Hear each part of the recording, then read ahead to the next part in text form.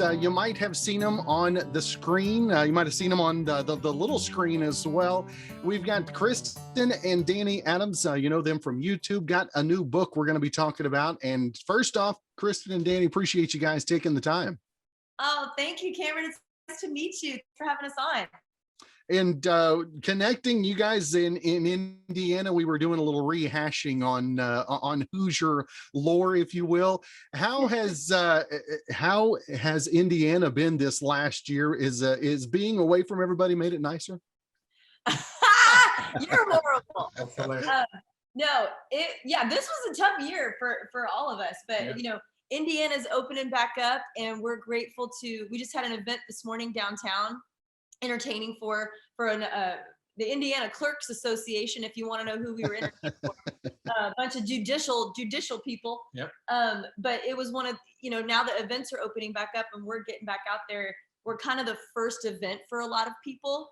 And so it's been really just great to see how excited people are to see each other's faces again, you know? Yeah, when we're not making videos on the internet, that's what we do. We do live events. So that's what has us go out. It's a big part of our livelihood, is going out and entertaining, and any type of live event. So it was hard to not have that. It was hard to not have that for 14 months. But in terms of just being in Indiana, it actually was pretty nice. We lived in California for 15 years, have a lot of friends out there, and that was a whole other world for them the past year. Just talking to them, just the difference, and we're grateful that we had a lot of wide open space here in Indiana to enjoy. You know, during the lockdown. So. Now, the book, The Road to Love and Laughter, was this a pandemic book, or was this the inspiration, or was this something you guys actually were working on before? I know, like some people had, like, you know, pandemic babies. We made a book baby during the pandemic, but we actually had a book deal before, you know, COVID entered the world, but we wrote all of it during our time home last year. And some people were like, was that kind of like, you know, good that you guys didn't have events and you were able to be home and like focus on the book?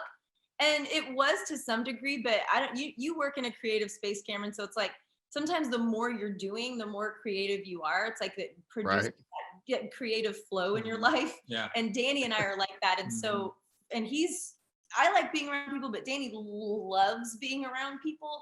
And so for him to not have that for a year, it really was hard to find our groove for a minute. But the way we did this book was not traditional.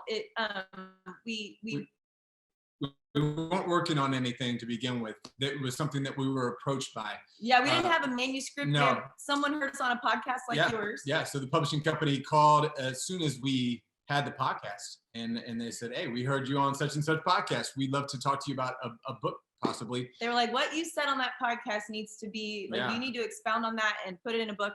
And so for a long, you know, when you're video people, you're kind of like, are we writers? Like, can we write a book? Like, I don't know. And to tell you the truth, we were walking through an airport back from an event, and I saw a book in like the books at the airport, and it was Megan Mullally, who plays Karen on Will and Grace, and her husband, who's on Park and Recs. They had a book out, and it was called The Greatest Love Story Ever Told. Cheeky, right? They're like, we're the greatest love story ever told. And they had this funny cover, and I went over and I picked it up. And the way it was written was that they were having like a conversation with each other. You open it up and it was like a transcript for like a podcast. And I was like, babe, we should totally do this. Let's have a conversation. And that really freed us up to start writing, to kind of take the, you know, the scariness of writing a novel, like we're going to be Hemingway or something, you know, without the drama in our life, hopefully. But we were able to sit down and record and just start telling our story. And it gave us a kind of an anchor to start. So what was the scariest part of the writing process? Writing the words. Starting Smith and crafting words. No, it really, you know, what was, it was fun writing together, but it's also hard when you're two authors, because it was like we weren't sure how that was going to work, right, babe? Absolutely. Yeah, I mean, and I, you know, growing up, I inner city public schools, thought of myself of writing a book. Not that you can't come in there, but it was never on the radar I know how to get up and entertain. I was trying to graduate, get out, entertain, whatever. But honestly, the book thing, I think we maybe saw it down the road. I think it was something that, hey, we're kind of in a marriage space in terms of what we do. And that could be something that once we reach a certain age, collect all of our marriage wisdom, then write a book. Go away to the woods and for a few weeks and write a book. But never was it on our radar at this time in our life. But the publishing company was great. They held our hand through it all and said, no, this is something that you can do. And it ended up being super fun. Yeah. And we started realizing, like, you can tell your story for a long time and then it becomes familiar to you and you're like, is this going to help anybody? Mm-hmm. Or is anyone going to relate to this? And it does. Like, your story matters, and it's so helpful to get it out on the page so that other people can be inspired, and that's what we hope our book does. It's like, we want you to laugh. We tell a lot of funny stories. We tell the first time Danny met my Texas father, who was an avid hunter and a decorated Marine sniper. So that was not intimidating to come back from, we met in California. We lived there 15 years, and it was like, hey, it's time to come meet my Texas dad, and I gave him zero heads up on what he was walking into. Yeah. So just that chapter alone is great. Mm-hmm. And then we talk about, our cross-country move from California to Indy, which we'd never talked about in our marriage ever before, leaving California. Like, I thought we were going to raise the kids out there, live there forever, had no plans to move. So just going through that life change together, and then leaving careers. I was a television host for 15 years in LA and worked for a ton of different networks. The entertainment industry is out there. And so I for sure never thought I was going to leave there. And we left here to start making, family friendly videos, where God is always welcome. That was our mission. That's all we had. We had that mission statement, didn't we? That's it. And we were like, let's start making videos. And Danny, at the time, Apple used to give, let you come take like any classes you wanted to if you bought like a computer from them or something like that. They since stopped that program because of Danny, because he was managed of all those classes. Yes. And was there anytime it was open and learned how to edit, and it got at least a jumping off point. Yeah. I think when you so that's what we moved with, was what I was going to say. Yes. Your Apple classes. Yes. And that's a mission it. That's all we had. So go ahead. What was maybe the starting point with the videos? I mean, was it just maybe a little therapeutic when you guys first started doing that? Did you really expect much feedback, or maybe how surprised were you by the feedback? Yeah, the first one, living in Los Angeles and being in Hollywood, traditional ways of getting work were starting to shift. And especially for Kristin and what she does, annual work, because Kristin was a successful television host for 15 years. And then she started going to auditions, and they started wanting to know what the influence was. What's your social media influence? This was 10 years ago. Yeah. And I kept thinking, what does that have to do with my ability to host a television show? And so when that work went away for her, it was sort of like, hey, we have zero social media presence. And either we get in this, or we're going to have to figure something out. And we feel like, we're called to what we do. So it's like, hey, let's get creative, not wait on what Hollywood is going to dictate, what we do or don't do. Let's just create our own content. So we were literally coming home from an event one night, and a Whitney Houston song came on the radio, and the whole lip sync sort of culture came back, swinging around back from the 80s. Now it's back big time, obviously, with TikTok and stuff. But this was 10 years. No. 2015 was our very first video. So 6 years ago was our very first video, and so it was still like, it was kind of coming back around. Yeah. And I just threw the idea out. I was like, babe, what if we just did a lip sync to this song? We both clearly know the words. He was singing every single word with me that night. I had done a Whitney Houston lip sync when I was 10 years old at the annual street fair here in Indianapolis. So I'm very familiar with her work. A couple mornings later, we had a lot of costumes and silly things to throw on, just through being in entertainment for as long as we have. And so we threw it on. It's normal to have prop and costume wigs, right, Cameron? Apparently I don't have enough. That's hilarious. Yeah. So that's we actually need a bald wig. We don't have a bald cap. No. See, we'll send you some wigs with hair, and then we need to get ourselves a bald wig. But we posted that I Want to Dance with Somebody was the first lip sync. And like he said, we had a few hundred people of our friends just on Facebook following us at that point. And we posted it and it got like 40,000 views. And we thought, well, we don't know 40,000 people. That's good, right? Like it's more than just our friends and family watching. And so we did another one like a few weeks later. We did Everybody Dance Now.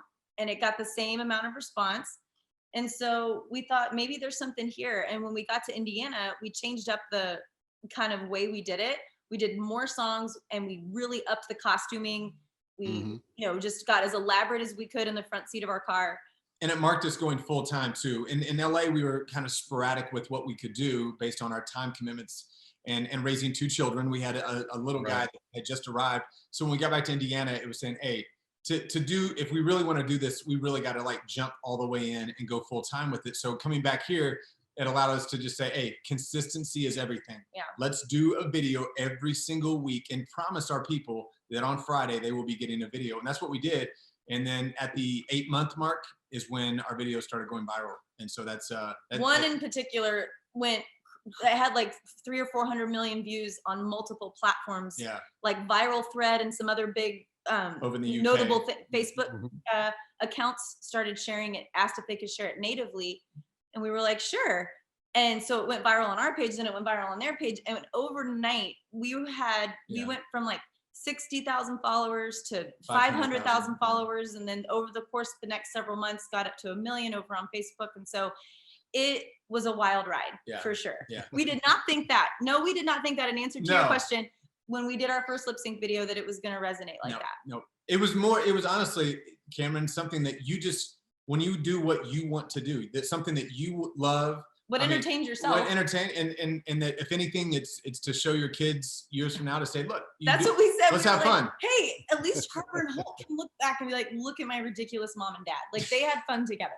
That's what we said. And that's the worst that could happen. He wasn't always napping. He used to actually smile and laugh.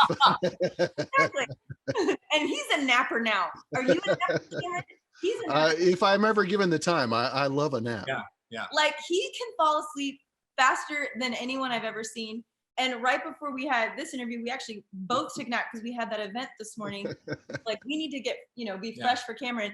And normally like he's the guy that can fall asleep right away and just needs a solid 10 minutes. And then he wakes up like, bing, I'm good. I need like hours. I have to sleep for hours. A 10-minute nap does nothing for me. See, my dad was a pastor and he used to come home at lunch every day and he did the 15-minute power nap and you didn't have to set an alarm. I mean, he closed his eyes and 15 minutes later he's up and out the door. If he slept 17 minutes, his day was ruined. That's my dad. Growing up in ministry, my father's the same way. He comes home and it is clockwork. Yeah. Now, for you guys, you mentioned ministry there as well. How do you see not only the entrepreneurial side of things, but also the ministry aspect and keep the two of those married together at all times as well? Yeah. I think for a long time, I think culture now, especially within like the Christian community, is getting more open to the idea that like faith should permeate your whole life if you're a person of faith, right? But I think for some of us, it can be very like, okay, that's what I do on Sundays. I go to church and then I have my business. And then, and even the word ministry was very scary to me. Danny grew up in a family that did traditional ministry. They were singing evangelists. Mm-hmm. And I didn't even know what that was. I was like, what do you knock on people's doors and just start singing door to door. Hello, my darling. Hello, my honey. And let me tell you about Jesus. And so I did not know what that was. And they would go church to church and sing harmony together and all played instruments. And that was just his that was normal to him growing up. Mm-hmm. And so for me, I just, I went to church on Sunday and then I left and I lived my life in the week. And then I came back and talked about God on Sunday and then I left and did my life for the week. And so for us, when we kind of reframed our faith in our 20s, when we lived in Los Angeles, we just kind of both had a major rededication to and commitment to following Christ. And it radically changed both of us and it changed our perspective and it changed kind of everything we wanted to do and how we saw like our place in the world. And so it just kind of became, whether we're making a lip sync video or we're actually quote unquote doing ministry and on a stage and talking about how Jesus changed our marriage. We just wanted him to be a part of it all and permeate it all and use it all if he could. It was like, I know we're looking silly in this video and I'm Dolly Parton and you're Kenny Rogers, but if someone can be blessed by that, Lord, let him be blessed. And so we just kind of see it all as one and try to not compartmentalize and go, okay, it does get hard when you work together 100% of the time as a married couple. Like we see each other all the time. We're in the same house. He might be in the editing cave, more than I would like, because I don't see him then, but we're still here and around each other. So it's kind of weird to wear different hats, when you're the wife and you're like, I'm coming in with my producer hat on and I need to say something about the video, or it can kind of get a little funky and you have to remind yourselves like, look, what we do is unique and let's give ourselves some grace.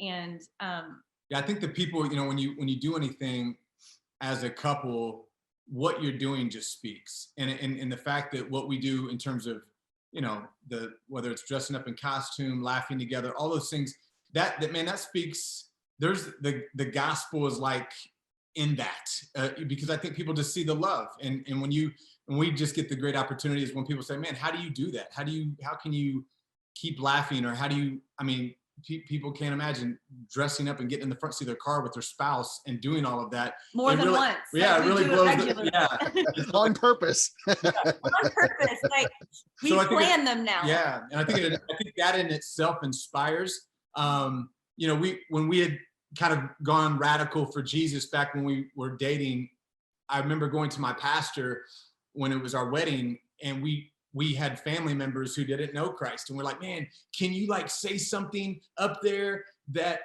would inspire them to know Christ? And he's like, you know what? Just you standing up there alone speaks volumes. And it speaks, he's like, just that love, because the love that we have here represents Christ in itself. And that's what, Jesus said. He's like, I will be known by the love you guys have for one another. Yeah. And so for us, we were like, however we can put that on display. And not that it's perfect all the time, which is why we wrote the book, The Road to Love and Laughter, because people watch a video of us being stupid and silly in the front seat of our car and having fun together and thinking that that's what we're like all the time, and that our marriage is just a barrel of laughs, 24/7. And we do kind of covet laughter. Like we do think it's hugely important and a big vital sign for relationships. And we definitely think it's something that the church specifically needs, because I think we can be so deadly serious about our faith that we forget to be joyfully alive in it at the same time. And so I think laughter has a huge, spirituality to it. But we're two people and we are flawed people, and we have just as much funk and junk in our life, and that we have to work through and deal with as anyone else. And so we just kind of didn't want people, we wanted people to go, look, here's the story. We are the people that have fought on the way to counseling. We are the people that have fought on the way to host our own marriage event, where we're here to encourage people and we're backstage, working something out. And so, but we always, now that we've resigned to the fact that look, we're not leaving, I'm not going anywhere. You're not going anywhere. We're in this to get better. I want to be a better person. And that's really what we want to encourage people to be like, look, marriage isn't about your happiness. Go eat a chocolate bar if you want to be happy. I don't know what makes you happy for a moment, do that. But that's not what this is designed for. It's designed to make you better. And if you stay in it and stay in the good fight, you will grow and you will get better, and you will see this beautiful thing that starts to take shape, year after year, if you stay in the fight. Now, another question along with the writing and doing video editing, which is a harder edit? Was editing down on the book and being like, we're not going to put that in? What's the harder edit? Is video or writing? Ooh, I know. Wow. I know my answer, because you do most of the editing. Yeah. Well, here's a great question that we've never been asked it, because I do the video editing and she does the book editing. So, we have a book, an editor from the publishing company, but Kristin takes what we do and it goes through the Kristin filter first. Yeah, like Danny, our process when you were talking about writing together, we did a lot of it was just like audio talking out loud. Like we would have conversations and I would just be capturing it and typing and typing as fast as I could as he's talking and trying to put it all in there. And he's right. Like I'm more of the words person. So he's like, babe, I wrote what I can remember about, you know, singing with my family growing up. Now make it sound good. Yeah. You know, and I'm like, okay, let me try. And I remember and the then stories. he'd read it and he'd go, I would never say that. We need to change that. You know? That's not my name. So, but it was definitely to me harder to edit the book because I feel like I'm like, is this going to be our only book? If it's our only book, we need to put everything in there. And I'm thinking more about the kids. Like the kids need to know this, and this. Yeah. And so it was kind of hard to go, maybe we should just say that. We don't need to put the kitchen sink in there. You know, we can wait and maybe there'll be another one or maybe they won't. And you will leave them wanting more, you know, type of thing. But I feel like at this point, the video editing, even though it's time consuming, it just is. And there's some edits in terms of sitting behind the computer and doing what we do with video. I look forward to it. There's other ones that are like, man, this is a beast of an edit. Yeah. You know, you do a vlog and you're outside, you got the outdoor elements and sound and all the things. Those are the hardest ones when we do our local treasures because we're just kind of run and gunning it and like shooting on the fly. We always have our kids with us, which they make the videos so much greater. But we're just dealing with a lot of like, he goes back and he watches the footage and it's just so many hours of stuff to when you bring the through. kids in, you have so much more footage because you're wanting to capture gold and, you know, and you just never know what happened. They're not scripted. So you're just like, you know, recording and then, but with the lip syncs, now we kind of have a formula. We know we're singing this part of the song. And he'll take it back every day, like that we shoot and like dump it in the timeline and kind of try to stay on top of it. And we just know that that's going to be, you know, a week and a half process. So it's something that's fun for us, and it's fun in what it does for people. You know, people look forward to it and that kind of thing, and it's fun to know that that's going to happen. I know if I hear him laughing while he's editing, I'm like, oh, this is going to be a good video. This is a good video. Yeah. Because if you can laugh at something that you've seen over, because you have to watch it over and over and over and over again, like he's still laughing. This is good. This is a good one. Yeah, and I'm not the video guy. I'm a radio guy and now audio podcast. Do a couple of snippets for video, but yeah, there's been a couple of times I'm sitting in here and I'm editing down the Zoom interview, and I'll have to replay something, and my daughter's in the other room going, "Why are you still laughing? Aren't you listening to that interview? Aren't you editing?" I'm like, "Yeah, it was just gold. It was gold. It happens." Now, do you have a fish tank behind you? I do. I brought this in a couple of weeks ago. I got 2 Oscars in there. They're itty bitty ones. Okay. So you're a new fish owner? Like new to this room. I've been a fish owner for about 25 years. Yeah. Gotcha. Because that was a pandemic purchase for us, and everyone was getting like dogs and doing all that, and we were like, let's start with fish. And we thought it was going to be easy, but as you know, it is not easy. Let's just tell the folks out there that are thinking of buying a fish, do not buy your tank and your fish on the same day. Don't do that, right? You should do a whole, since you're a 25-year fish tank owner, you should tell the people and save them the heartache of taking the dead fish back while the kids How many times? Oh my gosh. Yeah. And they let you do it. They know when you're checking out of the store that those fish are going to die because your tank is not ready. But you only have an hour in that bag, and your tank has to set up for 48 hours at least. So at least, we had all the things. We learned a lot about fish. Now, granted, we went the fish route partially because, you know, we were considering a dog, but man, the prices on little doggies went through the roof. And we knew when events opened up, we travel a lot, and we didn't want to do that to our doggie. But yeah, so our fish, after we worked out the kinks, the first month, now we have a fish tank, and we've had the same fish in there alive for almost 9-10 months now. Look at us. Awesome. I thought you were gonna say like 9 or 10 days. Exactly. Now, what as the schedule is opening up, how are the dates coming together for the summer and the fall? Yeah, we just came off of 3 great events, now 4 counting today, but we were in Mackinac Island a few weeks ago up there doing a marriage event with Jay and Laura LaFoon. Then we went down to Orlando. We did a Christian music broadcasters event. So it's all Christian radio from across the country gather for this annual event. And we emceed that for 3 days. That was a blast. That was a blast. And then we had a fundraiser. And then today it was just kind of bringing some entertainment to a little conference. So I think people overwhelmingly, like Kristin said, are just happy to be together.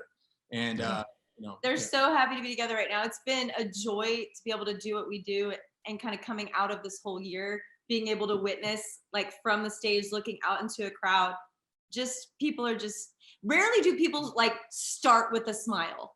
You know what I mean? Like before you start entertaining, like you kind of got to get them with like your first joke. And then they're like, oh, okay. Like almost every event, people are like, yeah, what do you got? We're so excited to be here. We got a sitter. This is crazy. But we have around our book launch, we're going to be, our book comes out July 20th, and we're going to be out doing a marriage event in Illinois that week. We have one in California we're going to, I think in October. And they're just slowly, trickling in. And a lot of the events we had on the books for 2020 are now calling to kind of reschedule. So we're in the process of like, now everybody's like, we need to reschedule, and they all want the same time frame. So we're just excited to get back out there again and bring some love and laughter to people's way.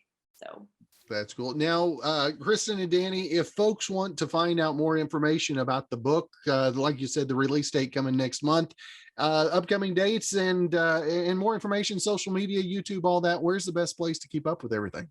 Yeah, you can find us on most social platforms at Kristin and Danny, and I'm Kristin with 2 I's. And then our book, you can go to theroadtoloveandlaughter.com. Theroadtoloveandlaughter.com. So. Well, Kristin and Danny, it is great to have a chance to visit with you guys. Appreciate you taking some time out of your schedule today. Danny, I'm glad you got that nap in, the power nap. I'm so glad. I don't know what I would have done, Cameron. I mean, I appreciate it, man. Yeah, you're a great host, man.